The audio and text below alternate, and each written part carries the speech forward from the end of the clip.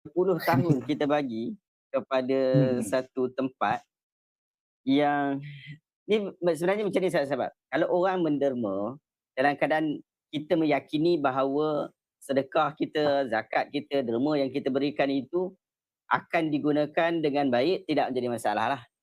Kemudian orang tu nak pakai baik tak baik itu nombor 2 lah. Tetapi kalau kita dah tahu bahawa diorang ni akan gunakan kepada perkara-perkara yang tidak baik ataupun melanggar daripada syarak, seperti mana yang dilakukan oleh JSB ni, maka haram pula untuk kita bagi sedekah kepada orang tu. Assalamualaikum, salam sejahtera. Selamat datang ke channel Contemporary MZ, tempat kita mengupas isu-isu semasa. Hari ini kita akan membincangkan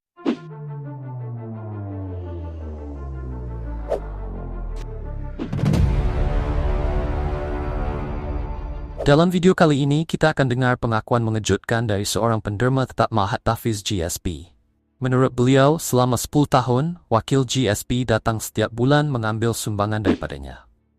Apa yang lebih mengejutkan, walaupun dikatakan GSP mempunyai aset berjuta-juta, mereka masih lagi meminta derma daripada orang ramai. Persoalannya, mengapa dengan aset sebesar itu mereka masih memerlukan derma? Adakah sumbangan ini benar-benar digunakan untuk tujuan yang betul? Atau sekadar untuk menambah kekayaan organisasi? Saksikan pengakuan ini dan buat penilaian anda sendiri.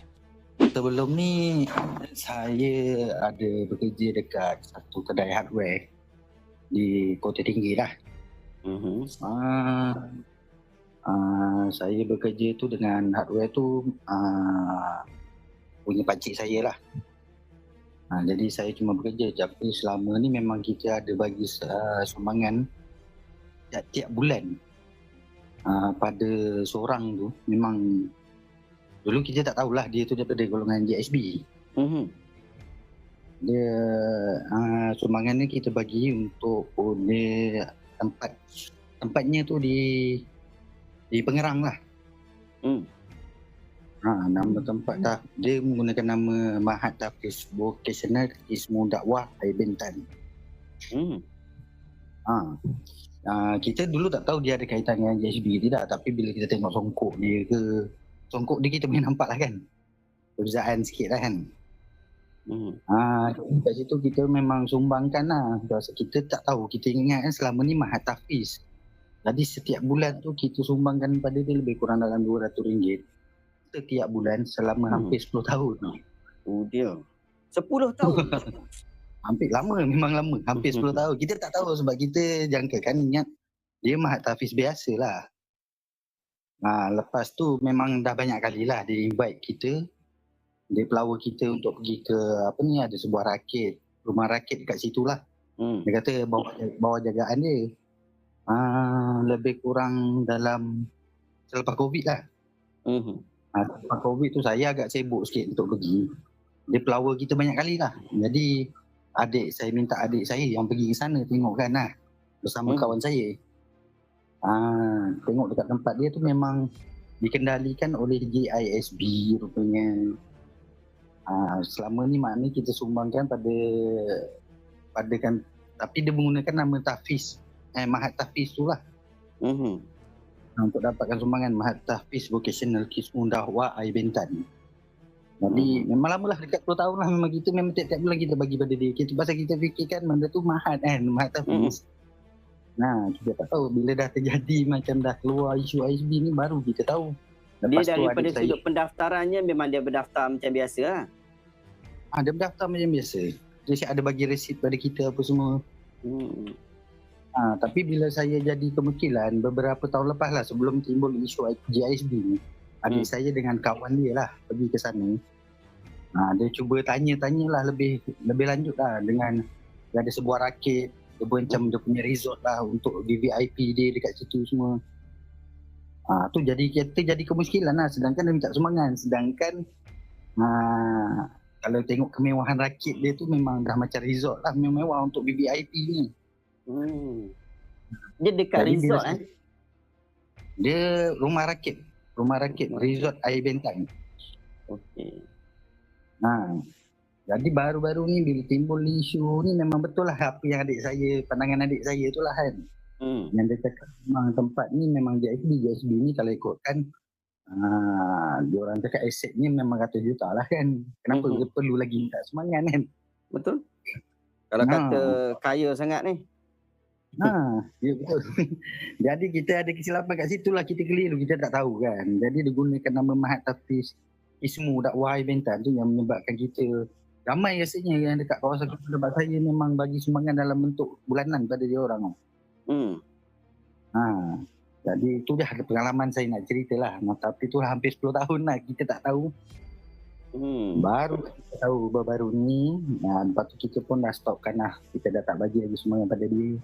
Macam itulah. Yang ni tuan? Bentan. Ya betul. Oh yang ni Dia di Ngarang. Sebab saya tak tahu apa kaitan dengan dia. Tapi Mahat Tafiz ni, ya betul-betul. Tengok. Ini memang semua jenis bersongkok. Songkok-songkok GSB lah ni. Tapi dia menggunakan nama Mahat Tafiz Vocational Kismu dakwah Bentan tu.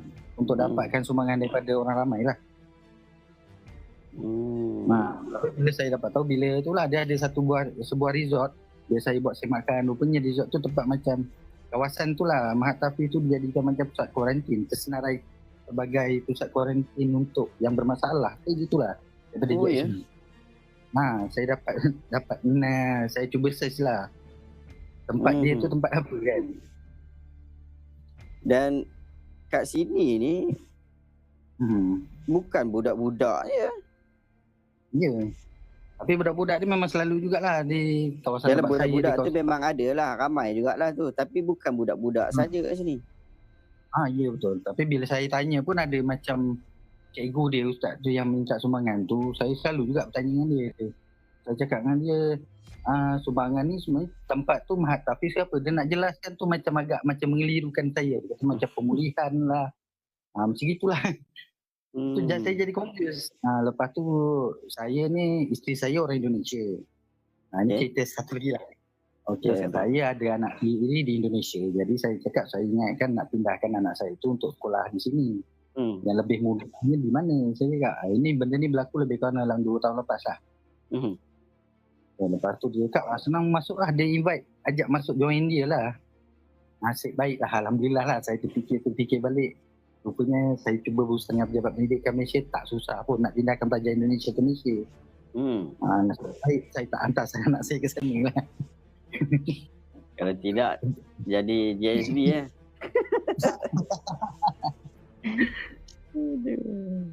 Itulah pengalaman saya lah lebih kurang. Tapi itulah yang saya agak kecewa, itulah sumbangan tu kita tak tahu kan. Hampir 10 tahun lah, nama banyak lah. Maksudnya tempat tu dah ada sejak 10 tahun lepas lah? Lebih pada tu? Ya betul. Sebab maklumat daripada saya tiba tanya daripada orang yang kampung berdekatan tu, dia kata dah lama tempat tu. Tapi dia siap lengkap lah dengan ada resort GSB-nya di situ semua untuk VIP dia semua. Bila ni lah beberapa tahun ni lah adik saya pergi ke sana tu. Dia dah invite saya dah banyak kali, cuma saya tak ada masa untuk ke sana. Dia kata kita ada rumah rakit, boleh mancing, ada apa semua. Lepas tu ada chalet apa semua. Saya tak tahu je belalas adik saya yang pergi ke sana. Adik saya bersama dengan kawan dia. Kawan dia tu memang ada sikit maklumat lah tentang GSB, Al-Arkam dulu. Dia ada nulis sikit lah pasal Al-Arkam. Bila dia pergi sana dia kata, ni Al-Arkam punya dulu ni rasanya dia kata. Betul dia bila dia tanya GSB Holding yang punya. Baru dapat detect. Itu 2 tahun lepas lah saya dapat detect. Itu baru kita tahu cakap kenapa GSB ni. Kawan saya tu lah yang ada knowledge tentang GSB Al-Arkam. Dia cakap dia ni syarikat bernilai lebih kurang 300 ke 400 juta. Kenapa dia minta sumbangan pada engkau lagi macam itu, dia cakap saya. Saya cakap saya tak tahu selama ni. Dia minta sumbangan tu atau dia menerima sumbangan? Dia minta sumbangan atau dia menerima sumbangan? Setiap bulan dia datang ke kedai saya. Oh, dia memang minta. Kita ambil gaji lah. Setiap bulan 200. Macam claim lah. Ya betul. Tapi cerita yang tuan sebut ni bukan cerita tuan seorang tau. Sebelum ni ada beberapa orang cerita benda yang sama. Diorang dah macam ada list yang diorang pergi tiap-tiap bulan. Ya betul, memang dia orang list narai ke memang. Saya ada tanya lah beberapa kawan saya yang berniaga di kawasan tempat saya pun. Memang dia kat memang tiap-tiap bulan dia datang macam kutip gaji tu. Dia menggunakan tu lah tiket atas nama Mahat tu lah. Mahat Hafiz tu. Tapi itulah kita bimbang dia punya modus operandi dia sama macam pusat amal tadi. Pusat amal tu betul. orang pergi bagi sumbangan dekat dia, lala kali itulah yang digunakan untuk bisnes, untuk memajukan bisnes dia. Dan boleh jadi betul. apa yang diberikan kepada Mahat Hafiz ni juga untuk perkembangan bisnes dia lah. Betul. Tapi kita tak tahulah, kita ingatkan dia untuk sumbangan tu untuk membantu menggerakkan Mahat Hafiz tu selama ni kan. Mahat Hafiz ni tuan pernah tengok budak-budak tu hafal Quran tak? Saya tak payah, adik saya yang pergi. Adik saya cakap. Oh, dia pergi cek kan? Adik saya tu lah dia pergi ke sana dengan kawan dia yang ada nulis pasal Al-Arkam. Dia pergi ke sana, dia cuba nak buat macam penyiasatan lah benda tu kan. Dia nak tengok tempat ni betul ke, tapi tempat ni betul ke. Betul ya, bila dia tengok siap dia masuk, dah ajak pergi naik ke rakit resort GSB tu. Itu yang dia agak dah jadi muskil. Tapi pelajar-pelajar dia macam blur-blur lah. Kita pernah jumpa juga pelajar dia berniaga dekat pasar malam dekat sini. Dia jual, kalau dulu Al-Arkam kan ada burger bakar tu kan, burger goreng. Dia ada buka dekat pasar-pasar malam di sini, berdekatan sini lah. Kita pernah jumpa lah, dia punya cikgu ustaz dia tu. Nampak dia berniaga kat situ. Tapi bila kita tanya pelajar dia tu macam tak boleh nak jawab. Macam dia macam tak bergaul dengan orang luar. Tanya asal dia mana-mana macam blur. Cakap awak ni anak mak bapak awak orang mana, macam itu bila kita tanya. Dia tak boleh nak jawab benda-benda gitu. Oh, benda basic saja. Benda basic je kita tanya. Tapi tu saya cakap, dia orang ni daripada kita nak tanya pasal, kita tanya orang kampung situ, anak-anak yang masuk dalam tu anak orang kampung cakap bukan. Kawan saya tanya, adik saya tanya macam itu orang kampung, dia kata banyak orang luar dia. Jadi tak tahu asal-usul anak-anak dia orang tu kebanyakan daripada mana. Daripada luar. Kalau sahabat-sahabat boleh tengok dekat online, memang dia orang dekat sini, dia ada Ikhwan Resort Air Bintan. Ada Ikhwan Resort Air Bintan ni memang besar. Memang eksekutif lah itu ya. Adik saya masuk dia kat memang bilik VIP dia tu berkunci, memang khas untuk VIP saja. Oh ya. Dia dekat lokasi dia kat ladang Sungai Papan, Bandar Penawar kan. Bandar Penawar. Sekarang kita tak tahulah lepas isu ni polis dah buat pergi ke sana ke belum, saya tak pastilah kan. Mungkin dia orang dah buat ambush juga, sebab daripada sudut pihak kerajaan maklumkan mereka merampas aset-aset tu agak banyak agak tu. Boleh jadi termasuk agak. Itulah pengalaman saya lah, saya nak ceritakan kan. Yang dah agak tertipu dekat 10 tahun. 10 tahun tu. Aduh. 10 tahun kita bagi kepada satu tempat yang ni sebenarnya macam ni sahabat. Kalau orang menderma dalam keadaan kita meyakini bahawa sedekah kita, zakat kita, derma yang kita berikan itu akan digunakan dengan baik, tidak menjadi masalah lah. Kemudian orang tu nak pakai baik tak baik itu nombor 2 lah. Tetapi kalau kita dah tahu bahawa diorang ni akan gunakan kepada perkara-perkara yang tidak baik ataupun melanggar daripada syarak, seperti mana yang dilakukan oleh GSB ni, maka haram pula untuk kita bagi sedekah kepada orang tu. Sebab dia termasuk dalam isu membazir. Kita tahu benda tu tak dapat bagi manfaat, kita bagi pula kan. Itu masalah. Itu sebelum isu ISB ni 2 tahun yang lepas tu lah, bila adik saya buat macam nyiasatan dengan kawan dia tu yang ada ni tuan dapat detect ni ataupun tuan sedar tu 2 tahun lepas lah. Ya, 2 tahun lepas. Okey, sebelum kes ni lagi. Ya, betul. Sebab kawan saya tu ada knowledge sikit lah pasal Al-Arkam. Rufaka dengan GSB. Dia cakap dia lebih tahu pasal dia banyak lah campur dengan Dr. Majlis Malik apa semua kan. Dan banyaklah info-info yang dia dapat daripada daripada kawan-kawan dia ke apa benda tu. Jadi itu yang dia dapat tahu, GSB ni satu syarikat yang besar dia. Dia besar.